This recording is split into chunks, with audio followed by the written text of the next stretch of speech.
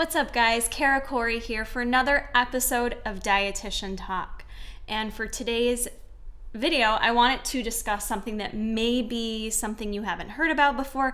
Maybe you have, but you're maybe given wrong information about it. What I want to talk about is elimination diets, when to use them, how they work, and who should use them. So elimination diets, I want to first start off by saying, are not to be used as a means of weight loss. When you see the term diet and you think about dieting, you might click this video and think it's just another fad diet. But elimination diets have absolutely nothing to do with weight loss.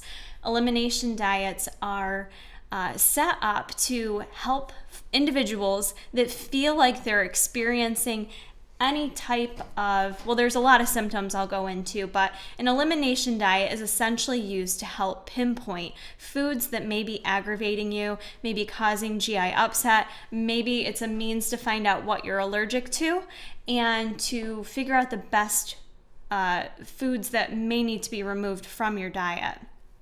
One of the main things with elimination diets, I think when people hear that phrase, they think the purpose of it is to find what foods don't work for you or may not be working for you and just eliminate them and never add them back into the diet. And that's what I see a lot of people doing. I've noticed a lot recently with some of my own clients and some people that just email me for, nutrition advice and questions.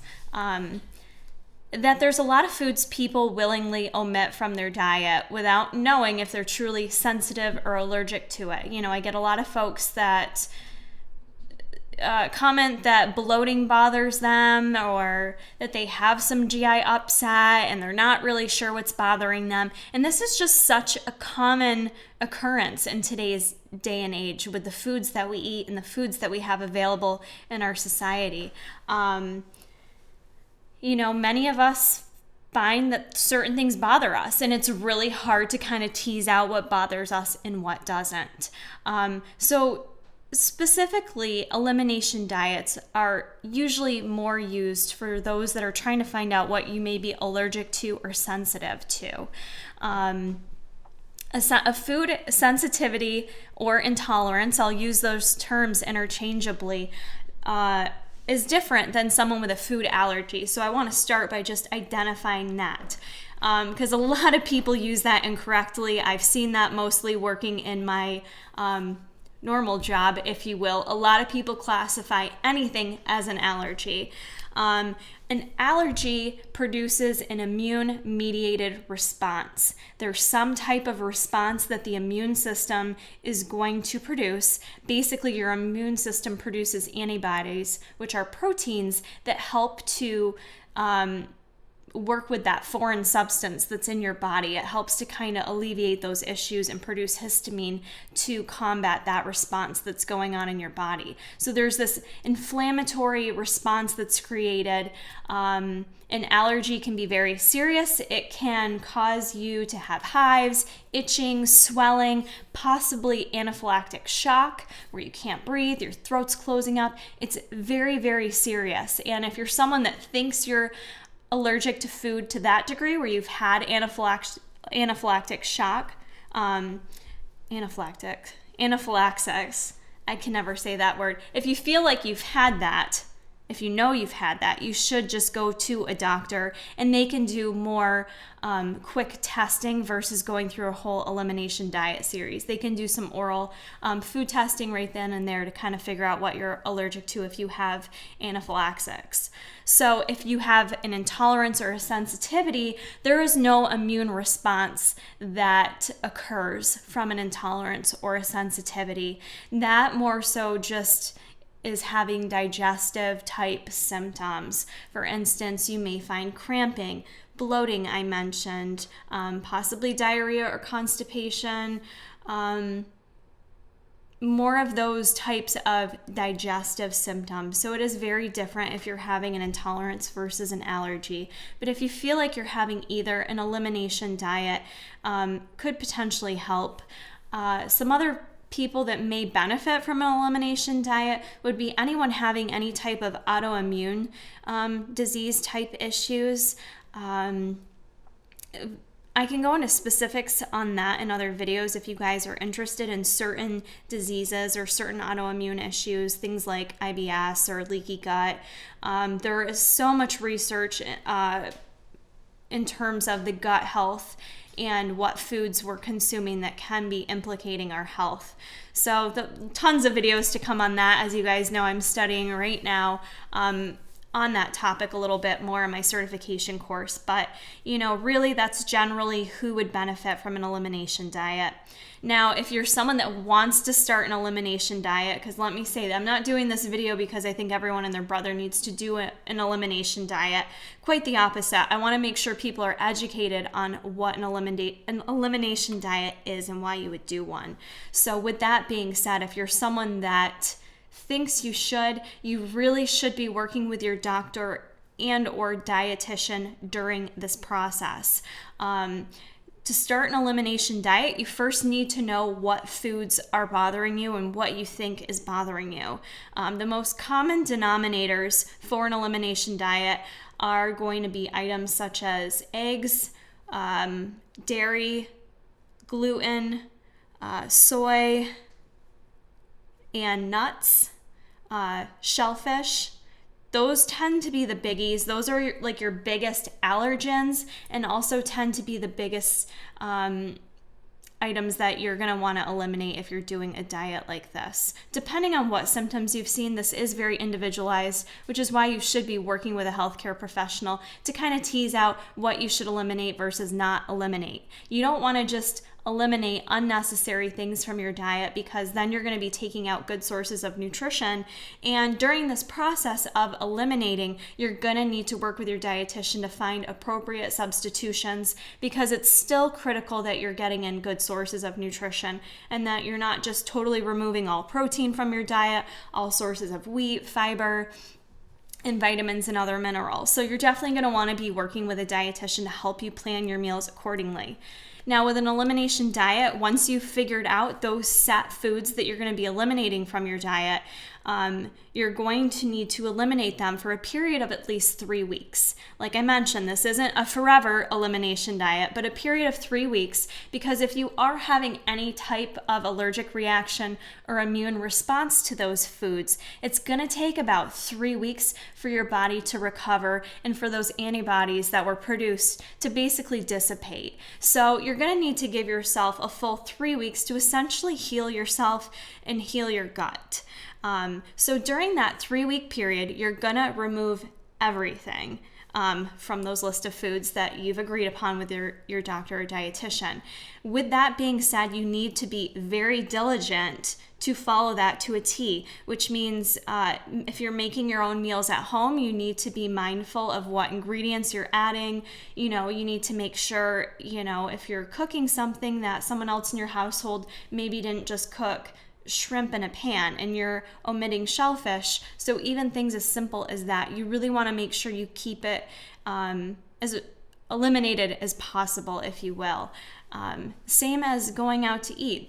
It becomes a little bit difficult, but you can. It's basically functioning as if you're already allergic to the food, and you need to make sure that you're properly ordering food, that you're making your needs known in terms of what you're going to have to stay away from. And going out to eat, in that regard, it might be easiest just to tell your waiter or waitress that you are allergic to X, Y, and Z.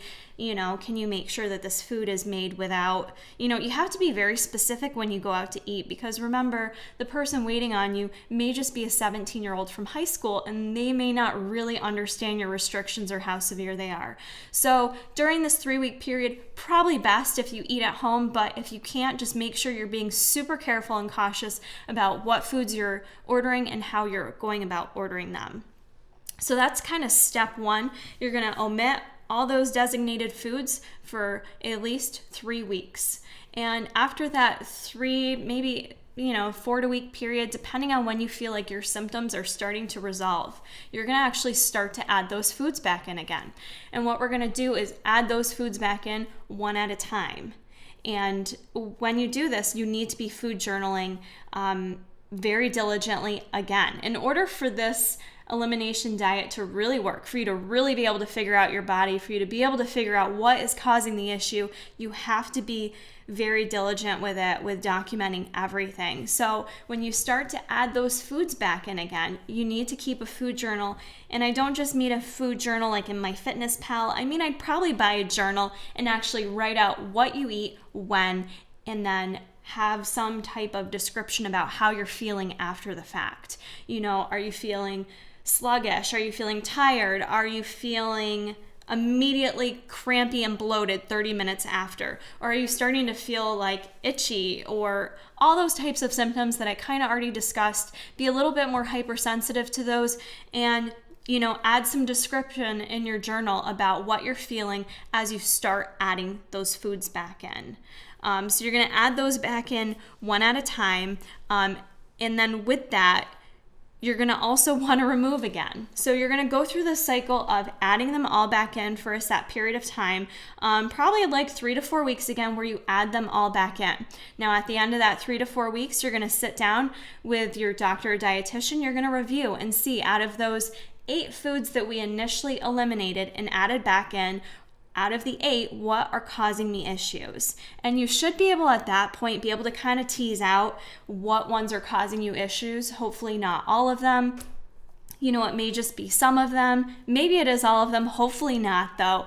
And then you're going to have kind of a separate list. And what you're going to do at that point is you're going to go ahead and you're going to remove those foods from your diet again. So those ones that seem to cause you issues, that you made documentation on, that were bothering you, you're going to omit those again for another 3 to 4 week period to let your gut heal. And again, you can reintroduce them. So this is kind of a cycle type diet where you're taking things out, adding it back in, and you may do it 3 to 4 times depending on how long this list is of foods that bother you, and depending on how good of information you're getting from adding these foods back into your diet. So it does take a lot of effort. It takes a lot of willingness to really kind of tease out what's bothersome to you. But this is something that I've noticed with, like I mentioned at the beginning, a lot of people just willingly take foods out of their diet. They take out dairy, wheat, and nuts, or they take out gluten because they think it bloats them, but they're not sure. And I'm not sitting here saying that that could not be a valid thing that's bothering you or causing you GI distress or something, but before you just omit whole foods, whole food groups, it's really important to get to the bottom of it, get to the root cause. And that's kind of the whole essence of integrative and functional nutrition that I'm studying about. Is in our current healthcare system, we are so used to just treating what the condition is. Let's just come to me when you don't feel good and let's treat it. And a more integrative and functional approach is really looking at what is the root cause of what's going on. Let's look at your whole story, your whole personal story from start to finish, figure out what is really causing you these issues. And it's a really intense assessment from a professional standpoint, and it takes a lot of time from the person who's investing in this type of assessment, but it will really give you a lot of good information about your body and how it responds and what makes you feel the best. So if you're someone that's walking around feeling lethargic, not feeling good, having headaches, having bloating, cramping, just the first thing I would suggest to you isn't necessarily like signing up to do an elimination diet, but more so start being more mindful of what you're doing on a daily basis. And I know that's a very general recommendation, but just start analyzing yourself a bit more. Think about if you get enough sleep at night. Think about your stress levels throughout the day. Think about what foods and fluids are you putting into your body throughout the day. Are you making really good choices?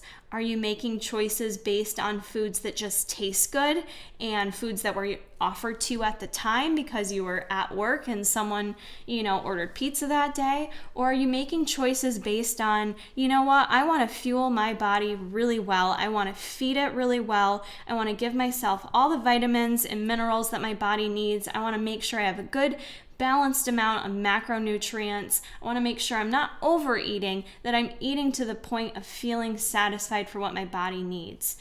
and kind of think about that a bit more. You know, if you're someone that's not paying a lot of attention to what you're eating before you go ahead and eliminate things, first just start by paying attention to what you're doing and how it may be impacting you. And as I mentioned, if you do seriously think you're having some kind of allergy or intolerance issues, or have some type of autoimmune disorder where you do feel like you're having some of those issues, definitely worth reaching out to your doctor or dietitian and discussing the possibility of an elimination diet.